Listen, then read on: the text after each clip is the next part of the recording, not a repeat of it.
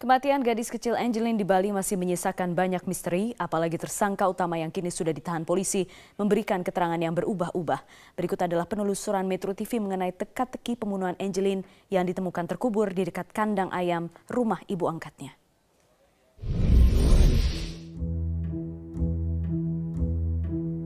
Di Jalan Sedap Manam inilah terdapat rumah yang dikontrak oleh seorang wanita berinisial M. Di rumah ini pula pembunuhan keji dan sadis yang menimpa Angeline diduga terjadi.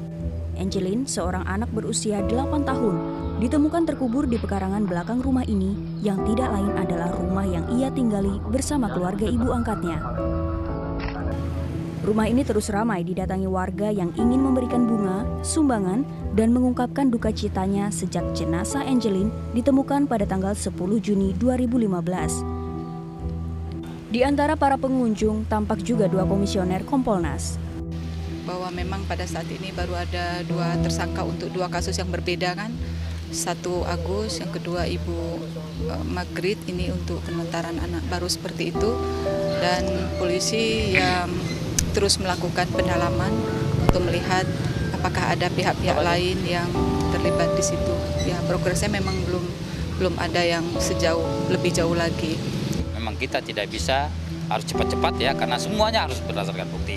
Tidak bisa kalau misalnya kata ini sebagai pelaku, tidak bisa seperti itu. Karena semua harus berdasarkan bukti-bukti, dan itulah yang akan menjadi yang kita tunggu, bukti-bukti baru yang akan menjerat nanti ibu itu sebagai tersangka baru dalam pelaku pembunuhannya.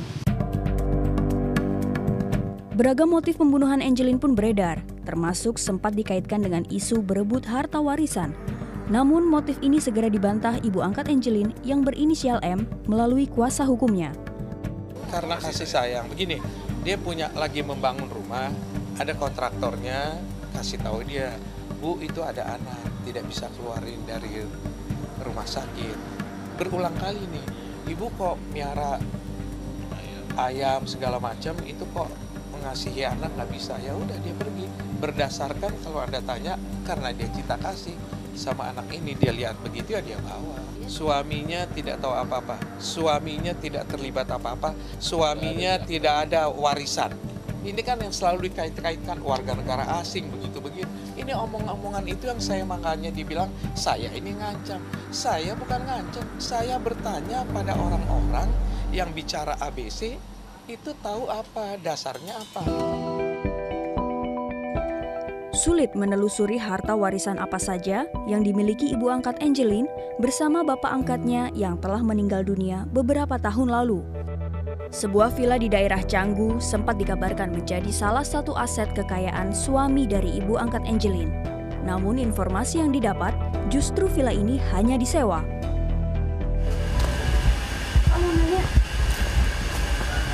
Ini betul surat aku? Betul. Mbak Ivana ada? Enggak. Dia nggak masih di sini. Sudah nggak di sini? Oh, terus yang di sini siapa Pak sekarang? Yang punya rumah. Siapa itu? Bu Ana, tapi dia ke Australia. Oh, ke Australia. Bu Ana? Iya. Bu Ana itu Bule. Apanya? Yang punya ini? Yang punya ini. Berarti sewa aja? Disewa sama Bu Pon. Bu Sekarang Ipon. sama Ipon. Oh, sama Ipon. Iya. Tapi sekarang nggak masih dia di sini. Barangnya sudah habis semua. Oh. Udah ada. Sejak kapan Pak Ivonnya nggak di sini? Setahu saya ada masalah ini ibunya itu. Gitu. Ya, nggak ada siapa lagi sih. Tapi ini rumah disewa Pak ya? Iya, rumah sewa. Ibu Pon. Iya, Ibu Pon dia sewa. Punya Ibu Ana. Ibu Ana. Itu orang luar, orang Australia. Orang Australia. Oh. Bule. Kami pun berupaya mencari jejak riwayat pengadopsian Angeline melalui Anneke Wibowo di kantornya di Jalan Teuku Umar, Denpasar. Wanita asal Surabaya ini adalah notaris pembuat surat kesepakatan pengadopsian Angeline. Dia datang bersama anak itu, bukan sama saya nggak tahu dia punya anak. Hebat itu. Wah, dan itu datang sendiri. Berapa orang sih Bu yang masih? Karena itu orang tua kandungnya berdua, bagi 3 ya. Sama si bayi. Bali kan masih dibawa sama Sui kan. Berarti berlima sama Ibu Ana. Iya, ya sama pegawai saya semua ada di sini semua. Bu Nida, Bu Margaret, Bu Anasa, Pak tinggi. Bu Margaret nggak sama suaminya. Saya juga nggak tahu suaminya, katanya bule, nggak ada sama sekali sosok bule di sini waktu itu, nggak disebut-sebut juga namanya.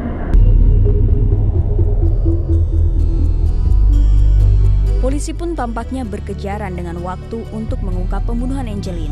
Barang bukti yang memperjelas siapa pelaku pembunuhan pun terus dicari tim Inafis dari rumah ibu angkat Angelin. Tersangka utama adalah seorang bekas asisten di rumah ibu angkat Angelin. Ia dituduh membunuh Angelin setelah melampiaskan hawa nafsunya.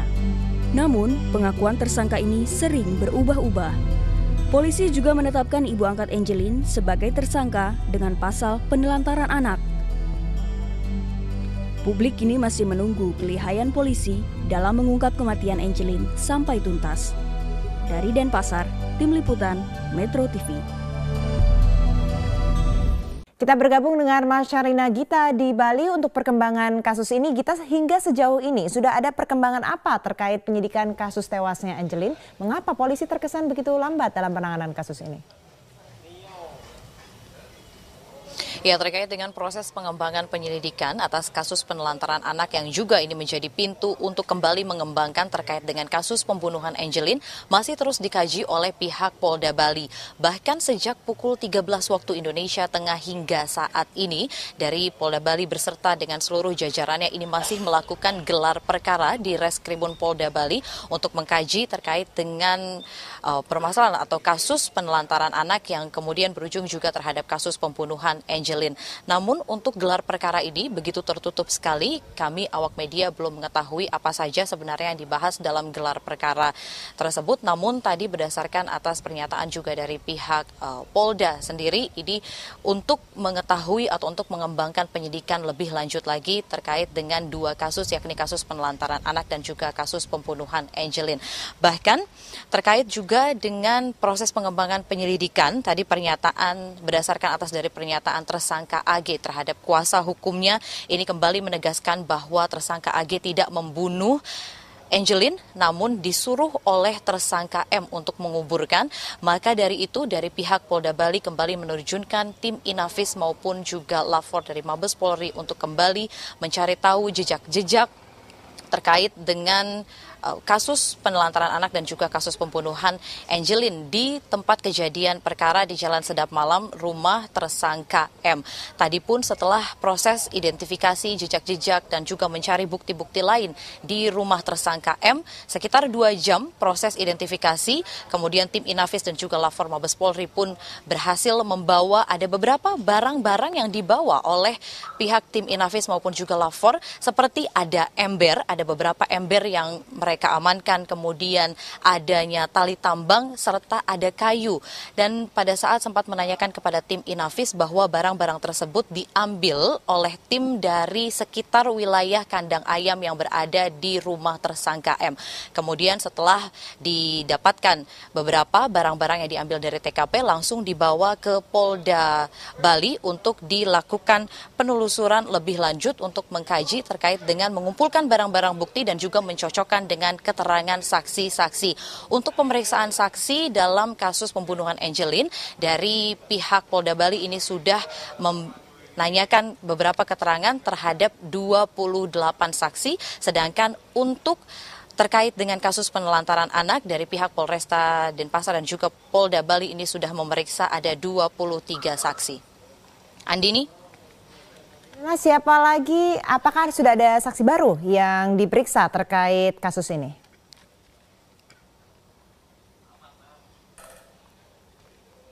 Ya, seperti yang sudah dijelaskan di awal bahwa sudah ada 23 saksi yang diperiksa oleh tim penyidik terkait dengan kasus penelantaran anak, sedangkan 28 saksi ini telah diperiksa oleh tim penyidik di Polresta Denpasar. Namun untuk hari ini kembali lagi ada saksi yang diperiksa, yakni adalah anak kedua dari tersangka M yakni Christine yang diperiksa sebagai saksi terperiksa dalam kasus pembunuhan Angelin. Namun tadi sebelum Christine bergerak ke Polresta Denpasar untuk dilakukan pemeriksaan oleh tim penyidik, Christine bersama dengan Yvonne ini adalah anak pertama dari tersangka M, sempat datang terlebih dahulu ke Polda Bali untuk menjenguk ibu mereka, tersangka M, karena semenjak beberapa hari yang lalu Yvonne maupun Christine ini tidak diperbolehkan dari pihak tim penyidik maupun juga dari Satreskrim Polda Bali untuk menemui tersangka M. Namun hari ini sudah diperbolehkan untuk bertemu, namun proses bertemu ini hanya sekitar 10 menit saja karena tersangka M akan diperiksa kembali di Polda Bali terkait dengan kasus penelantaran anak. Setelah Christine dan Yvonne ini mengunjungi Polda Bali, Christine kemudian langsung lanjut ke Polresta Denpasar untuk dilakukan pemeriksaan terkait dengan kasus pembunuhan Angelin, dan tadi proses pemeriksaan Christine ini berlangsung sekitar 2 jam dari pukul 13 waktu Indonesia Tengah hingga pukul 15 waktu Indonesia Tengah.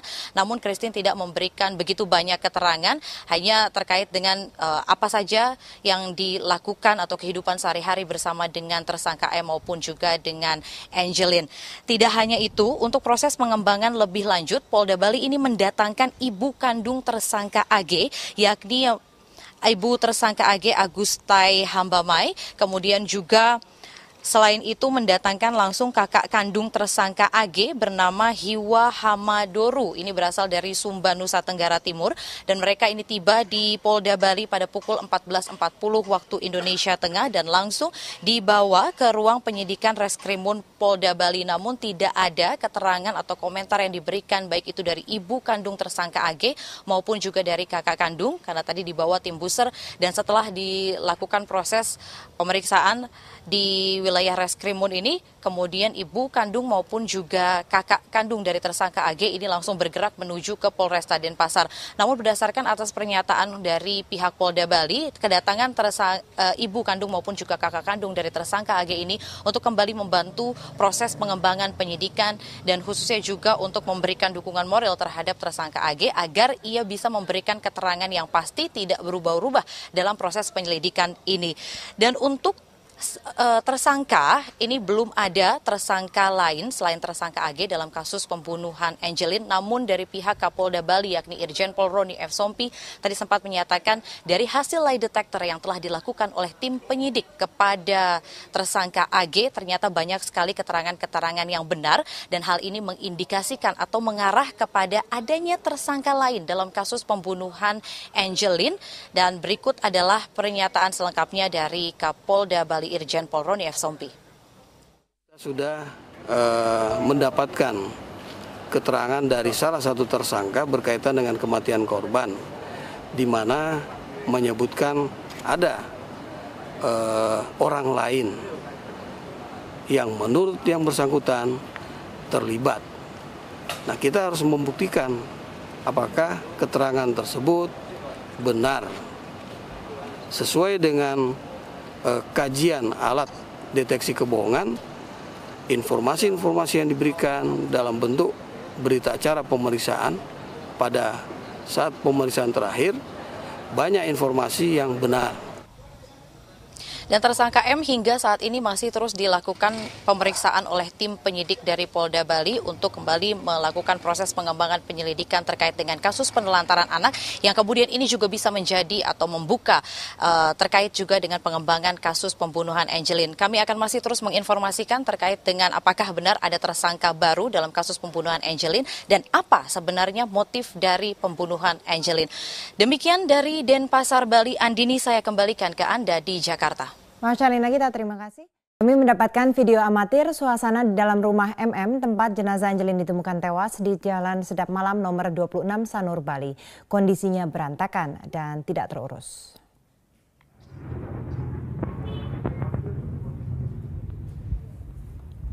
Dari gambar video amatir yang diambil tanggal 18 Juni ini terlihat halaman rumah MM yang cukup luas namun berantakan dan tidak terurus.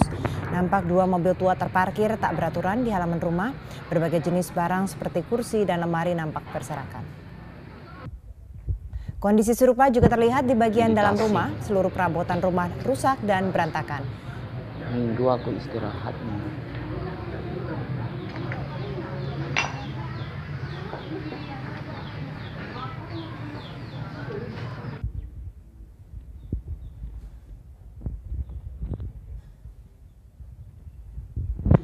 Perabotan ataupun barang lain milik penghuni rumah terlihat diletakkan begitu saja di atas meja.